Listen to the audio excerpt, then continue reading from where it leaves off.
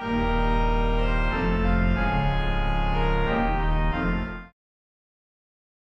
everybody, my name's Tricia. I'm a guide at Salisbury Cathedral.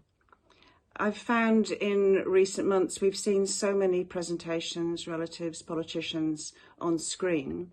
We tend to not listen to what they say, we look at what is behind them, their bookshelves, their record collections, their children, their pets. And so I would like you to close your eyes for a few minutes while I guide you through one of my favourite spaces in the cathedral.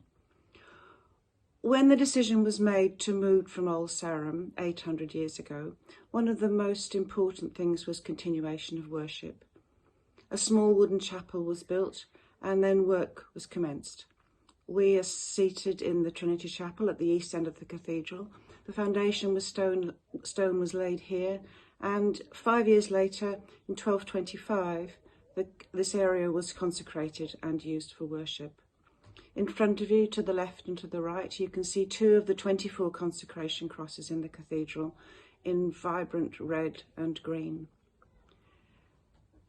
At the end of the 1970s, the Dean at the time felt the cathedral needed some more colour, and he commissioned a stained glass artist from Chartres in France, Gabriel Loire, to design the window that you see in front of you. This window is called the Prisoner of Conscience window. It is in vibrant colours, but mainly blue. We tend to call it the blue window. And in the centre it depicts Jesus on the cross. His head is bowed down. The artist felt he couldn't portray Jesus's face. At the foot of the cross is Mary weeping. And on either side there is the cock that crowed 3 times when Peter denied Christ, and the other side is the trial of Pontius Pilate.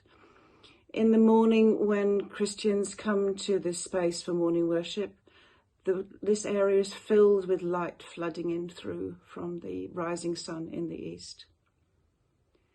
Also, you can see to the left the symbol of Amnesty International. This is the candle with the barbed wire, the concept that light will come out of darkness. Similar to how we're thinking at the moment, we put rainbows in our windows to represent the rainbow after the storm.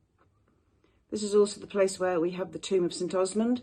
He was bishop up at Old Sarum. He died in 1099 and his remains were brought down here. When pilgrims came to the cathedral, they found if they had certain illnesses, they would be healed. The tomb is a foramina tomb. It has holes in it. If you had a bad arm or a bad leg, you could get really close to the remains. And so application was made for Osmond to be beatified, to be made a saint. But poor chap was in the pending tray for nearly 400 years. He died in 1099 and wasn't made a saint until 1457.